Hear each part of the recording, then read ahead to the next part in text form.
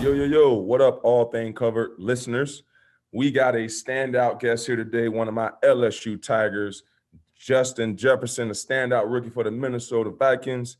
In the game Sunday, they had a win over the Panthers, and Justin had an amazing game, had 7 receptions for 70 yards, 2 tubs. On the season, my man is balling, which is no surprise. We had an opportunity to talk a little bit earlier. On the year, he got 52 catches and 918 yards with 6 tubs. Almost a G-ball already. Yeah, 2020. Almost a G-ball. 2020 first round draft pick, and I cannot let this go. A 2019 college champ. My guy, he's on all social media, Jay Jetta 2. What's happening, Justin?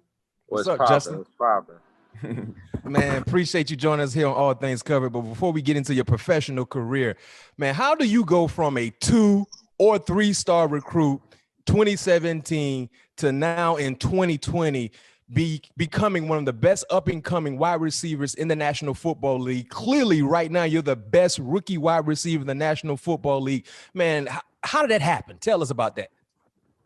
Just trusting the process. Going to LSU at a small weight, not being that top receiver in the SEC. I just had to really just be patient with myself. I knew that I wasn't going to come in and be that star receiver yet. So I had to put in that work. I had to go to the weight room and drink protein, get extra lifts in. So, throughout the whole process, just being that coachable player and just learning things and just learning new ways to help my game.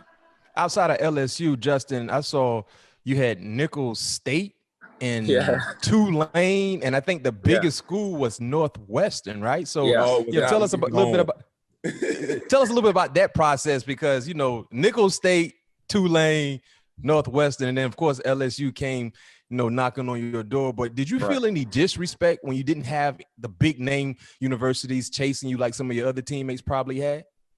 Not much disrespect, but it's just lack of confidence.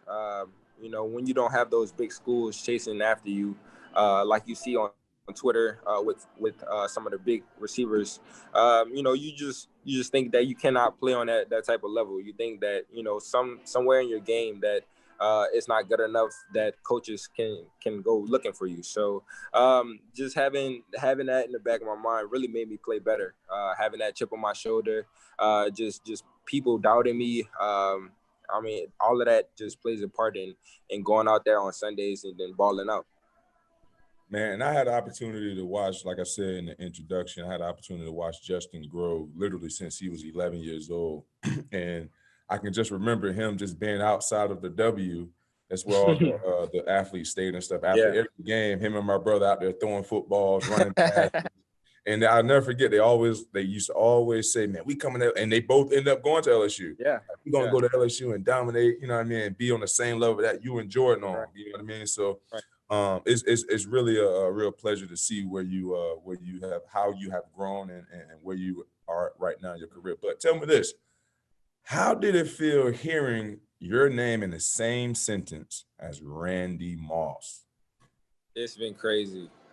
It's something that you really cannot imagine, especially as a rookie. And then with everything going on with COVID, not being able to have preseason, all of that plays a part in NFL. And me just going straight into regular season, and not having any experience with NFL, and then on the third game of the season, just go out and have 175 yards. So it's been crazy. It's been unrealistic. So I'm definitely grateful to be in this position and playing for my family.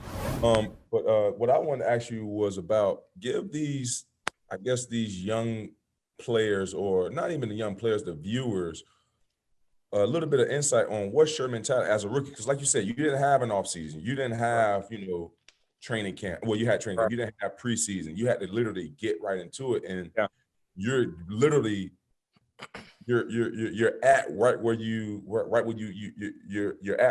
left off in college. So Give us a little bit of insight on your mentality. How was it going into the league? Like you said, you didn't have no offseason, but how did you approach the game, knowing that you didn't have no preseason, knowing that you didn't have the the chemistry down with your quarterback? Give us a little bit of insight on that. Well, first of all of that really started from being not winning the Biletnikoff. That was the first thing that I wanted to do. Win Biletnikoff. I didn't get first team All-American, didn't get second team All-American. I mean, I just been doubted all of my career, and going into the NFL, being picked 5th receiver in a all of that plays a part, and I just want to go out there and just show people that I'm the best out there. So just putting in the extra work, staying after practice with Kirk and getting extra throws in, all of that. You have to build that connection with that quarterback. So, me doing that has built our connection tremendously. And, I just try to go every game and just try to be the best player that I can be, just not letting cornerback speed me up and play me out my game. So I've been playing my own. Hey, Justin, as a corner, I'm gonna tell you what you do very, very well. And young receivers are not good at this. You do a great job of stacking the DB. You do an awesome job stacking the DB. I was watching the game. I believe you guys was playing. Who was it? Green Bay. Cause who you guys played that 2 games ago? Like Green Bay, right? 2 games ago. It was on TV. I know that for sure. We played Chicago. Was it Chicago? Yeah, it was Chicago, and not the one that you made my man fall. And we all been, as a DB, we all been in that situation. Hey, don't get on your heels. Don't get on your heels. Right, can't get on your heels. But don't get on your heels. In that one play, I think he was at the slot receiver, and you was acting like you was gonna run like the corner, but you stacked him enough, and you gave him like that head fake outside. Yeah. You ran like the dig. I was like, man, not many. And Judy does a great job of stacking receivers as well. But where did that come from? Obviously, you hear people all the time talking about stack the DB, but most guys don't really take that into the game. Do you feel that that's one of your advantages that you have on DBs, and not only DBs but younger receivers in the game right now? And having a coach like Coach Jerry Sullivan, my guy. He helped me tremendously.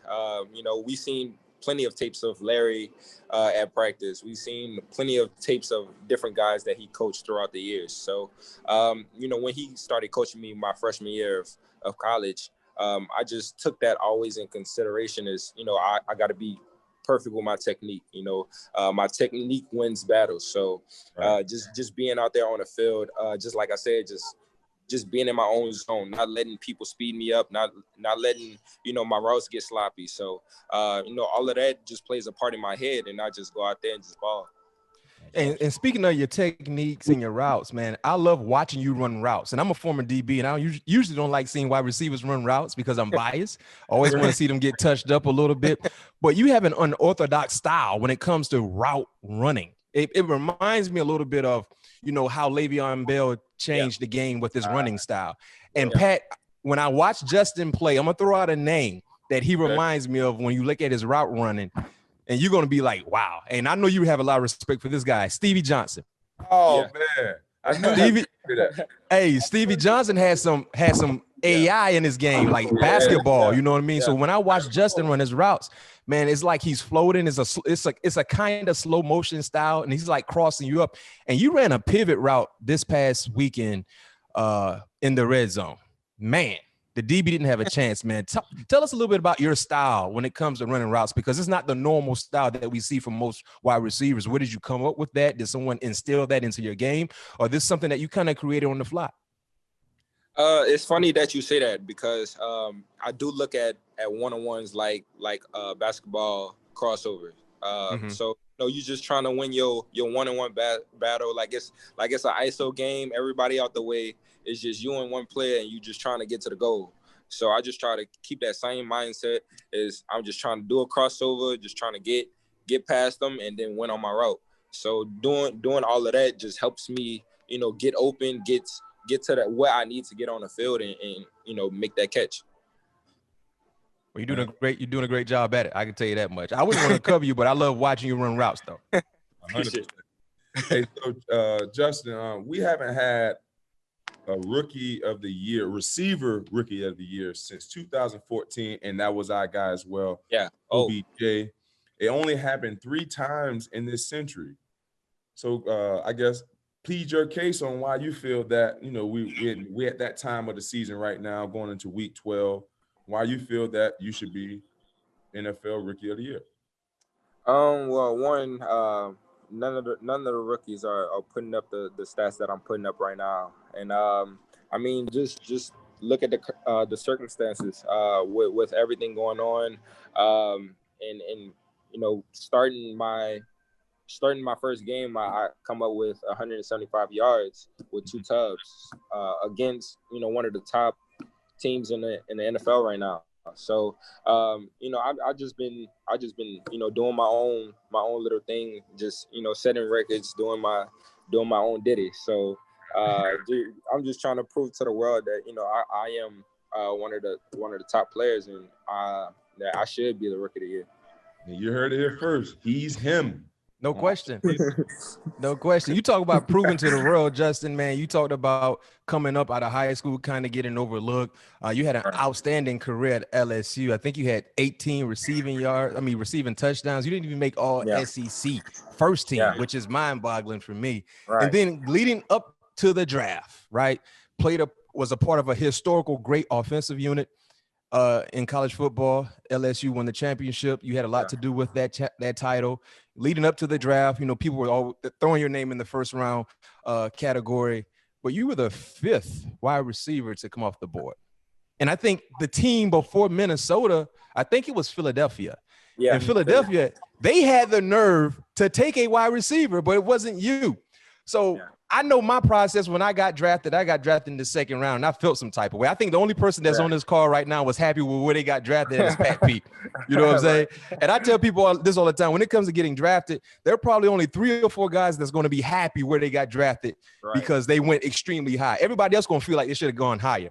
But personally, do you feel like you should have gone higher than being the 5th wide receiver to come off the board? And does that add more fuel to your fire every Sunday when you step on the field right now? Yeah, I mean, as you look at it, you know, I came, as you look at the tape at my steps, you know, I had 1,500 yards, I had 18 touchdowns, and I had over 100 receptions. So, I mean, I didn't really understand why I was the 5th receiver taken, and then I came out at the combine and ran a 4.43. Yes, sir.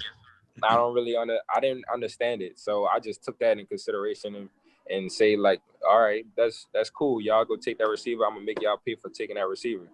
And so, you know, I just had that mindset every single week. And every time I go up against, you know, a top corner, I try to show that, you know, I can beat this guy. I can show y'all that, you know, I'm the top receiver too. And speaking of, you just said that very, you know, mild man. I only had 100. What you had, like 130, right? Catches 111, yeah. Because you at one point did Jamar end up passing you in the playoffs? Because I knew you guys were like 1 and 2 as far as reception. I have the most receptions. I think he only had like 89 or something like that. Okay. So yeah, I had the most receptions. Heck, he probably had 30 receptions against Oklahoma. Just in the first half. he had 4 touchdowns in the first half, if I'm not mistaken. I remember that game. And speaking of Jamar, you know who Jamar reminds me of, though? He reminds me a lot of like a little bit of new DeAndre Hopkins on far as being able to catch the ball aggressively off of DBs. But he also reminds me a little bit of DK Metcalf on the strength that he has as far as breaking tackles and being able to, you know, have that aggression on getting the ball in the end zone. But speaking of our LSU Tigers, they're going to be going into the draft this year. Give us a little insight on Jamar and Terrace Marshall. Those guys, those are my brothers right there, bro. You know, I had great times with them. You know, I practiced throughout the game. And I mean, we had a legendary career, a season last year. So, those guys are tremendous players, ball players that definitely can play on Sundays. And I'm just excited to see them grow up as well. I was at LSU before they were, so I got to really see them grow as players and really just change positions like I did. To get to the outside and then go to the slot. So I'm kind of excited to see what they got going on when they get to the NFL. And talking about, Chase and Jefferson, those guys, you guys did something that we might not ever see a trio of guys do again. But outside of catching passes and scoring touchdowns, I mean, you guys, specifically you, right, Justin, made the Griddy a phenomenon. Now, people are doing the Griddy all across the country, probably all across the globe. Whenever they score a touchdown and do something great, they're trying to do the Griddy. Tell us a little bit about that special celebration and how you just took it and made it a national hit. Well, it all started off of us being at LSU. All of us are most likely from Louisiana, so we all love to dance, love to show our character. They do. But we know this guy from New Orleans. His nickname is Griddy, and he had posted this dance that he did randomly, and we all saw it, and it had that New Orleans culture to it. So we all started doing it in the locker room, started just playing with it, and I decided that I wanted to do it for my touchdown dance in college. But normally you don't really dance in college. Yeah, exactly. Dance, you get a flag. So with the Texas game, I did it, and they didn't give me any flag for it. So I was like, I bet. Keep doing it. You kept doing it. And that Texas game was on national TV too. It was a night game. Yeah. That was a high scoring game. I remember watching that one. Yeah. Question for you. Well, not a question, Justin. One request. Now, I saw early in the year Adam Thielen tried to do it. I mean, he didn't really have it. The rhythm was all the way off, but he tried. When you score this upcoming week, is it possible for you to get Kirk Cousins involved in the Griddy? Can you attempt to make that happen for us? I can try, but Kirk is he's a guy that likes to be laid back, especially with the dance moves. But I definitely would try to get him Griddy. Man, listen, try to get Kirk Cousins. Hopefully, you guys got to get an opportunity to get on the grass. I know the facilities were closed, will be closed Monday and Tuesday. But if you get a chance to get on the grass, whisper in his ear, say, "Kirk, when I make this big play, I need you to come do the Griddy with me. Just try. All right, I got you. I'm gonna get it done for you. There we go. There we have it. We're gonna be tuning in. No doubt about it. So just before we let you go, we got a couple more questions for you, but I gotta ask you about opting out far as the college players. Yeah.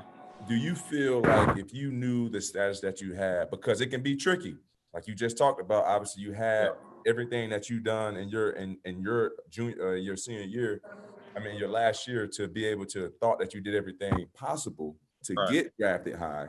Do you think that would have been a consideration in your mind if you wasn't in a position to if you was back in school, of opting out, knowing what you know now? What you did that year really didn't. It matters, but it didn't matter because you still got to fall to the right spot. But opting out. Talk to us a little bit about opting out. These kids opting out of to play football. I was talking to Marr and everything before he had opted out, and I kind of feel like it can go both ways, to be honest. You want to save your career. Of course, LSU is not doing what they expected to do, but there's a risk of getting injured, risk of not having a season that you wanted to have. So there's a lot of things that can go to it, but also you can look at it as playing for your teammates, playing for your brothers, and just being part of the program. But I felt like people are opting out. That's their own decision. Whatever they feel that they need to do, and it's nothing wrong with preparing yourself for the NFL earlier than with everything going on right now. Which corner has been your toughest match? matchup this season so far? And is there a corner you're looking forward to going against at some point in time in your professional career?